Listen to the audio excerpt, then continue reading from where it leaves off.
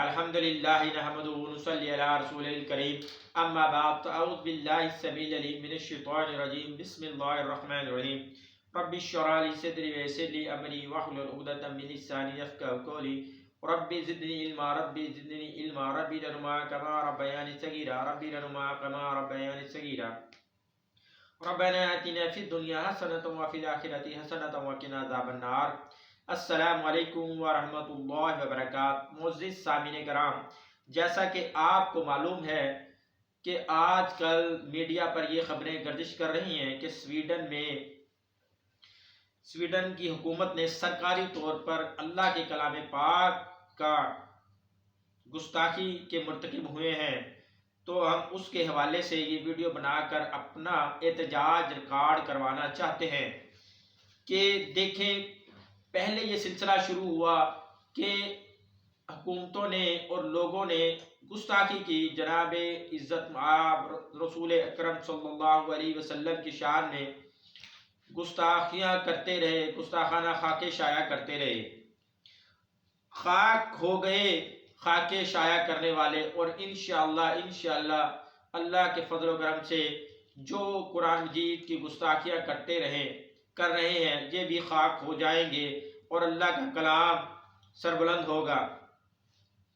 इसके हवाले से हम थोड़ी सी गुफ्तगू करेंगे कि अल्लाह ताला हमसे क्या चाहते हैं, क्या वजूहात हैं, ये कुफ़ार, ये मुशरिकीन ये क्यों गुस्ताखियाँ करते हैं, ऐसी क्या वजूहात हैं जिनकी वजह से ये गुस्ताखियाँ करते हैं।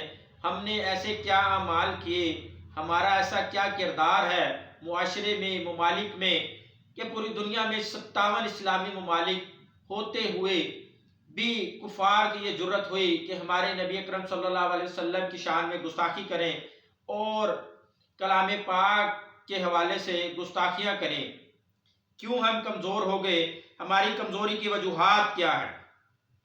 हमारी कमज़ोरी की वजूहात ये हैं कि हमने इस्लाम को छोड़ दिया, हमने जो सुन्नत तरीका था वो छोड़ दिया, हमने वो तरीके छोड़ दिए जो अल्लाह के नबी अलैहिस्सलाम ने बताए, वो तरीके छोड़ दिए जो अल्लाह के ताला ने अपने कलाम पाक में हमें बताए। अगर हम उन तरीकों पर कारबंद रहते, अगर उन तरीकों पर अमल करते, अगर उन तरीकों पर चलते, तो आज कुफार की ये जुर्रत न होती कि वो अल्लाह के नबी अलैहिस्सलाम की शान में गुस्ताखी करें या कलाम पाक के हवाले से कोई गुस्ताखी करें। इसके हवाले से हमें चाहिए कि हम अपना इत्तेहाद कायम करें कि आलमी फोरम पे हम इस बात को उजागर करें कि जब मुसलमान किसी गैर मुस्लिम, चाहे वो ईसाई हो, चाहे वो यहूदी हो, चाहे वो हनूद हो, चाहे वो बुद्ध मत हो, कोई भी हो, मुस्लिम दुनिया में से कोई भी सरकारी गैर सरकारी तौर पर उनकी किताबों की, उनके मज़ाहिब की गुस्ताखी नहीं करता। किसी मज़हब के बारे में बोलना तो दरकिनार मुसलमान किसी गैर मज़हब को नुकसान भी नहीं पहुंचाता। तो क्या वजूहात है जो वो मुसलमानों को बार बार कभी नबी सल्लल्लाहु अलैहि वसल्लम की शान में गुस्ताखी करके, कभी कलाम पाक के बारे में गुस्ताखी करके मुसलमानों को छेड़ते हैं, तंग करते हैं? ये हमारी क्या कमज़ोरियाँ हैं?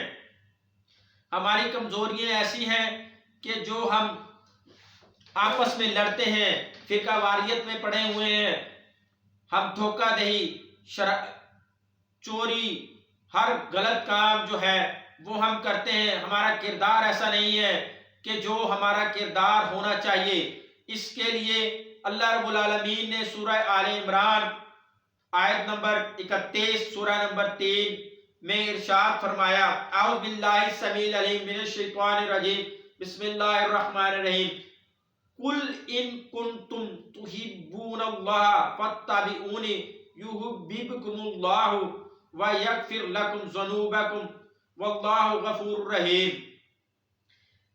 कह दीजिए किससे कि अल्लाह के नबी अलैहिस्सलाम से अल्लाह रब्बुल आलमीन ने इरशाद फरमाया कि जब लफ्ज़ कुल आ जाए तो इसका मतलब है हुक्मन कहा जा रहा है अल्लाह रब्बुल आलमीन की तरफ से कि नबी सल्लल्लाहु अलैहि वसल्लम को अल्लाह रब्बुल आलमीन ने हुक्म दिया कि इन लोगों को कह दो कि अगर तुम मुझसे मोहब्बत करते हो, किससे मोहब्बत करते हो? अल्लाह रब्बुल आलमीन से।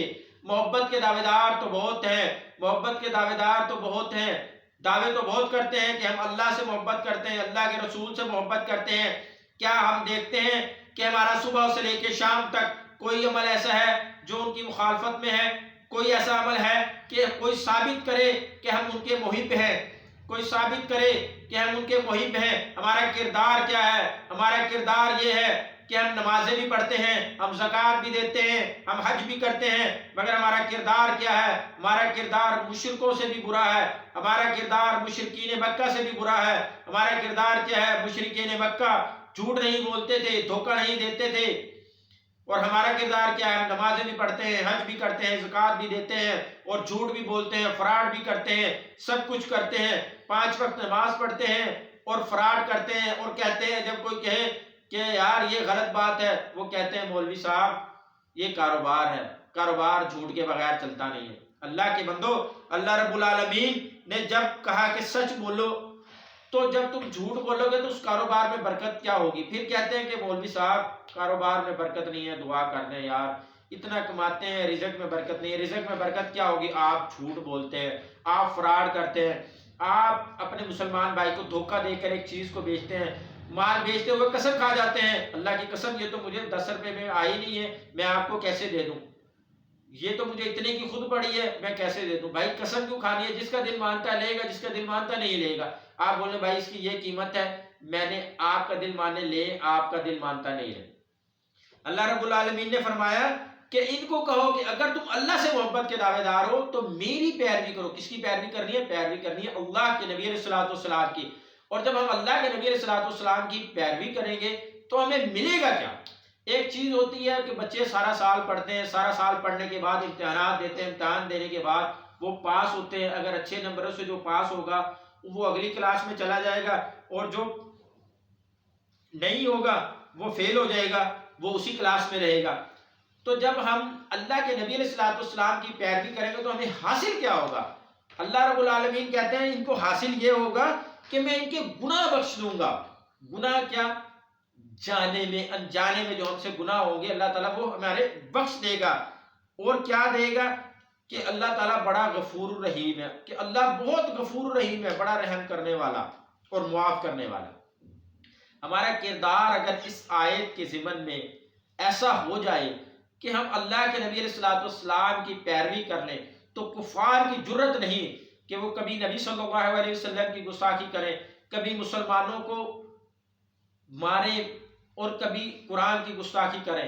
اگر ہمارا کردار ایسا ہو، ہمارے حکمران ایسے ہوں، میری اسلامی دنیا کے حکمرانوں سے، اس میڈیا کے وساطت سے یہ اپیل ہے کہ خدارا ایک ہو جاؤ، خدارا ایک ہو جاؤ، کہ مسلمانوں میں اتحاد قائم کر لیں، کہ آپ کے پاس ایٹمی قوت بھی ہے، آپ کے پاس وسائل بھی ہیں، پوری دنیا میں جو سب سے زیادہ سرمایہ مسلمان ممالک کے پاس ہے، مسلمان ممالک امیر ہیں، مسلمانوں کے پاس دولت ہے، مسلمانوں کے پاس شہرت ہے، ہر چیز ہے مسلمانوں کے پاس، اور پھر بھی مسلمان مظلوم ہیں۔